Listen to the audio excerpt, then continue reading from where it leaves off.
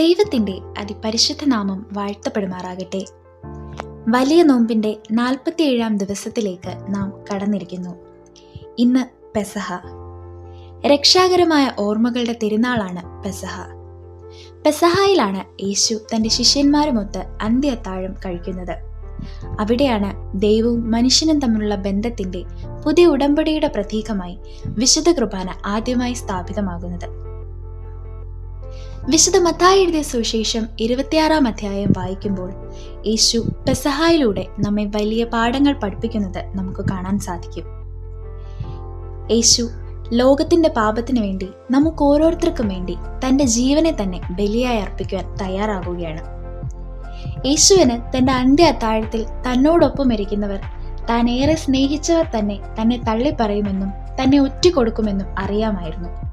എന്നിട്ടും അവരോട് ആരോടും വിദ്വേഷം കാട്ടാതെ, ആരെയും അകറ്റി നിർത്താതെ അവരെ എല്ലാം സ്നേഹത്തോടെ വിളിച്ചു ചേർത്ത് അപ്പവീഞ്ഞുകളെ വാഴ്ത്തി തന്റെ ശരീരവും രക്തവുമായി പങ്കിട്ടു നൽകുന്നു. ഇവിടെ യേശുവിന്റെ ആഴമായ അതുല്യമായ സ്നേഹത്തെ നമുക്ക് കാണാൻ സാധിക്കും.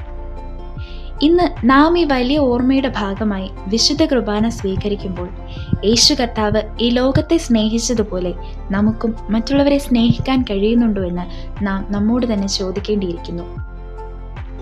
നമ്മുടെ വ്യക്തി ജീവിതങ്ങളിൽ, നമ്മുടെ സമൂഹത്തെ, നമ്മുടെ ചുറ്റുമുള്ളവരെ സ്നേഹിപ്പാനും പരസ്പരം കരുതുവാനും നമുക്ക് സാധിക്കണം.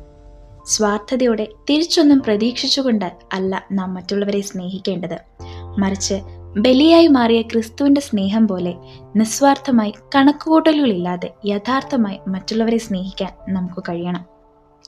യേശു ചെയ്യുന്ന മറ്റൊരു പ്രധാന ശുശ്രൂഷയാണ് കാൽകഴുകൽ ശുശ്രൂഷ. ഇവിടെ ഗുരുവായ യേശു, ദൈവത്തിന്റെ പുത്രൻ എന്ന് വിളിക്കപ്പെട്ടവൻ, തേജസ്സും സകല മഹിമകൾക്കും യോഗ്യനായവൻ, ദാസരൂപമെടുത്ത് തന്റെ ശിഷ്യന്മാരുടെ കാൽ കഴുകുന്നതായി നമുക്ക് കാണാൻ സാധിക്കും. ഇതിലൂടെ നാം വിനയമുള്ളവരായിരിക്കാൻ നമ്മെ പഠിപ്പിക്കുകയാണ് യേശു കർത്താവ്. നിങ്ങളിൽ വലിയവനാകാൻ ആഗ്രഹിക്കുന്നവൻ നിങ്ങളുടെ ശുശ്രൂഷക്കാരാകണം എന്നാണ് നമ്മെ കർത്താവ് പഠിപ്പിക്കുന്നത്. അതിന് നമുക്കൊരു മാതൃകയാവുകയാണ് യേശു കർത്താവ് ഇവിടെ. ഇന്ന് അഹങ്കാരവും അധികാരവും സ്വാർത്ഥതയും നിറഞ്ഞ ലോകത്താണ് നാം ജീവിക്കുന്നത്.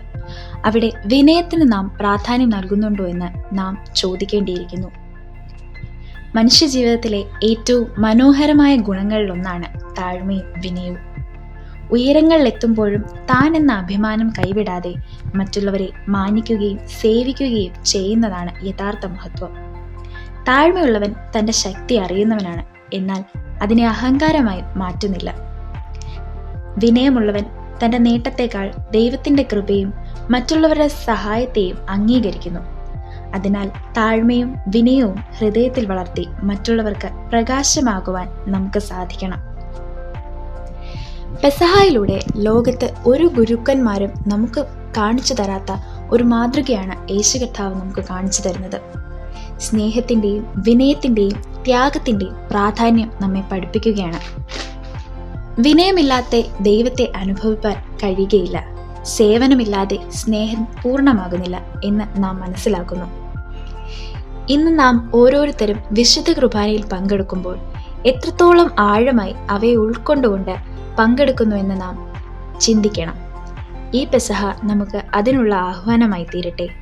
യേശുവിൻ്റെ നല്ല മാതൃകകളെ പിന്തുടർന്നവരാകുവാൻ നമുക്ക് സാധിക്കട്ടെ എന്ന് നമുക്ക് പ്രാർത്ഥിക്കാം. അതിനായി ദൈവം നമ്മെ ഓരോരുത്തരെയും അനുഗ്രഹിക്കുമാറാകട്ടെ.